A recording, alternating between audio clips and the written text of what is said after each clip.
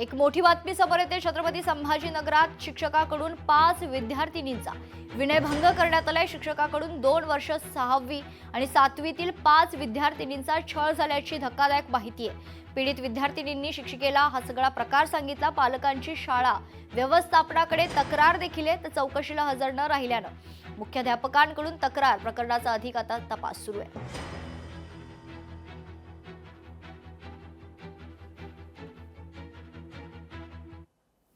अंकुर trust, महिला अत्याचार विरोधी मंच, आदिवासी विकास विभाग आणि आरटीओ विभाग यांच्या वतीनं पेण या ठिकाणी पतंग महोत्सवाचं आयोजन करण्यात आले। या निमित्तानं शहरात रॅली काढण्यात आली। जिल्हाधिकारी किशन जावळे यांनी या महोत्सवाचं उद्घाटन केले। महिला सुरक्षा, रस्ते सुरक्षा, वेठ बिगारी, सामाजिक सुरक्षा यावर मार्गदर्शन करण्यात आले।